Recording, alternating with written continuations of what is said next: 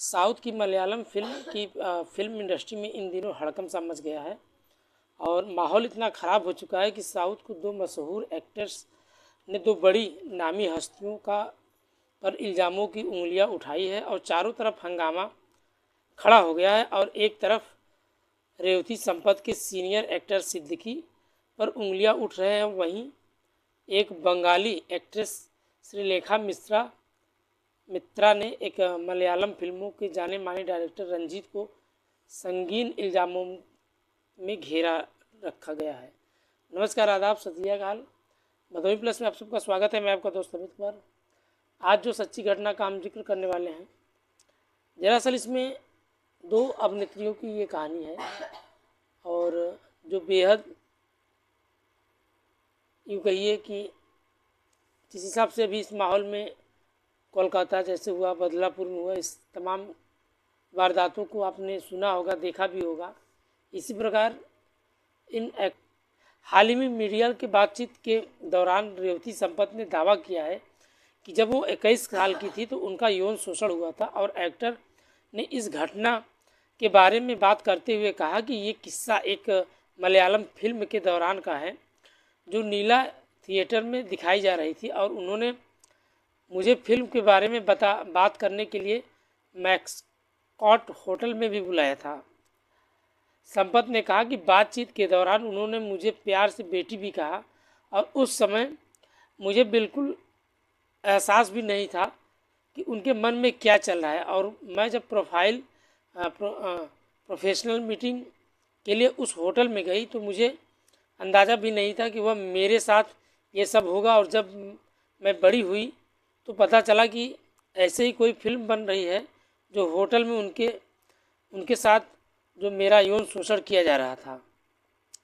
Actress ने कहा कि मेरी तरफ से बहुत से लोगों का जिनका यौन शोषण हुआ है और जो आज जीवित है, मुझे भी पता है कि मैं मीडिया में क्या बोल रही हूँ, लेकिन अगर मैंने अपना मुंह बंद रखा तो ऐसे इंसाफ होना या मैं नहीं कर सकती, क्योंकि वो पता भी नहीं चलेगा और उसने मेरे साथ कैसा व्यवहार किया। संपत कहती हैं कि उन्होंने मेरी परमिशन के बिना मुझे छुपा और मुझे लात मारी, वो भी एक ऐसे मोड़ पर छोड़ा जो मुझे पूरी यकीन था कि उन्होंने मेरे घर में भी एक ऐसा शीशा होगा जिसमें वो खुद को देख सकते होंगे और अगर नहीं है तो मुझे भी वहाँ गिफ्ट रखने में काफ़ी खुशी होगी।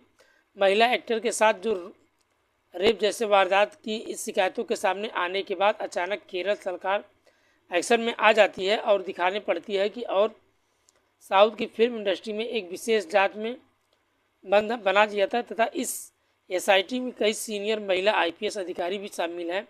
और इस बीच यौन शोषण के आरोपी की वजह से मलयालम सिनेमा के दो प्रमुख हस्तियों का जो एक्टर सिद्दीकी और डायरेक्टर रंजीत ने अपने पदों को इस्तीफा दे दिया और मलयालम की एक्ट्रेस रेवती संपत ने senior actor association of Malayalam movie artist यानी AMM का एक महासचिव सिद्दीकी की संगीन इल्ज़ाम लगाकर एक सनसनी फैला दी। और एक्ट्रेस के आरोप के बाद सिद्दीकी ने AMMA के महापद के इस्तीफा दे दिया। उन्होंने एक आधिकारिक तौर पर एक MS के जरिए मोहाल के इसका इस्तीफा सौंप दिया और एक बंगाली एक्ट्रेस के मशहूर निर्देशक एवं रंजीत यौन शोषण के आरोप में भी लगाया जाता है, जिनके बाद उन्होंने एक आलोचनाओं को देखते हुए केरल चलचित्र एवं अकादमी के इस्तीफा दे दिया। और एक्टर सिद्दीकी ने इस्तीफा देने के बाद कहा, मैं संगठन के अध्यक्षता मोहनलाल अपना एक आधिकारिक इस्तीफा दे दिया है और क्योंकि उन्होंने इसके खिलाफ जो आरोप दिए गए थे इसमें मैंने अपना पद नहीं फैलाया है।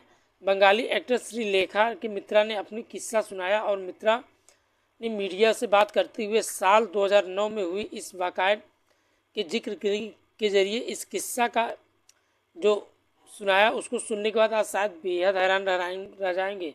किस्सा रंजीत फिल्म प्रेम के दौरान हुआ, जो मित्रा का कहा उन्होंने एक फिल्म में सिलसिले में रंजीत ने उसके घर पर मुलाकात भी की, जहाँ उन्होंने निर्देशक के बर्ताव पर ठीक नहीं किया और निर्देशक रंजीत ने पर आरोप लगाने वाली बंगाली एक्ट्रेस ने बताया कि उनकी मुलाकात उनके घर में हुई थी और इस वक्त काल पर थे वहाँ बहुत से लोग थे। वो भी एक सेमी फोटोग्राफर फ़ोन पर बात कर रहे थे और एक्ट्रेस ने कहा कि उसके बाद वो मुझे दूसरे कमरे में ले गए। कमरे के अंधेरा वहाँ हुआ था। कहा वही एक बालकनी थी और उन्होंने मुझसे उस सिनेमाटोग्राफर की बात करने के लिए कहा। जब मैं बात करने लगी तो मेरे बगल खड़े हुए मेरी चूड़ियाँ से खेलने लगे और मेरे शरीर को छूने लगे और मुझे भी टच करने लगी। इस वजह से मैं असहज महसूस करने लगी। जब उन्होंने मेरे बालों एवं गर्दनों को छूने की कोशिश की तो मैंने कमरे के बाहर आ गया और मैं मालूम था कि इंडस्ट्री में कैसे कैसे काम होते हैं। इस्तीफा देने के बाद निर्देशक रंजीत ने कहा कि वो इस पद पर बने नहीं रहना चाहते क्योंकि वो अपनी एक खिलाफ अगले आरोप के कानून के तरीके पर मुलाकात करेंगे। उन्होंने कहा कि जब मैंने अकादमी की अध्यक्षता का पदभार संभाला तब एक खास वर्ग के लोग मुझे निशाना पर बना रहे थे। मुझे समाज के सामने यह साबित करना था कि आरोपी झूठे और मैंने कानूनी तरीके से आगे बढ़ाने और सच्चाई सामने लाने की भी फैसला की और सच्चाई सामने लाने की फैसला मीडिया समेत कई लोगों की सच्चाई सामने मुझ पर हमला कर रहे थे, इसलिए मैंने पद से हटने का फैसला लिया।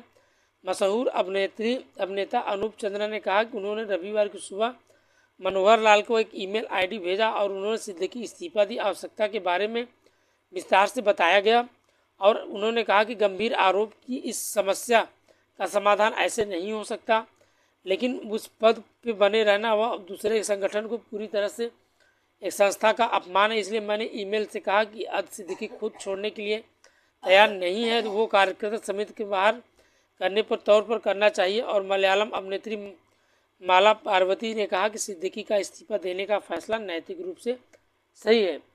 दोस्तों, इस कहानी के माध्यम से किसी का दिल दुखाना नहीं था, बस छोटा सा एक क्लू मिल गया था, सोचा आपके साथ शेयर कर दूं। अगर आपको अच्छी लगी हो तो कमेंट में अपनी राय जरूर बताइएगा।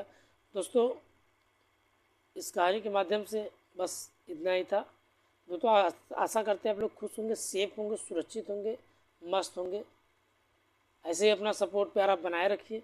मिलते हैं नेक्स्ट वीडियो में। आज के लिए तब इतना ही। तब तक के लिए बाय बाय, गुड नाइट, जय हिंद दोस्तों।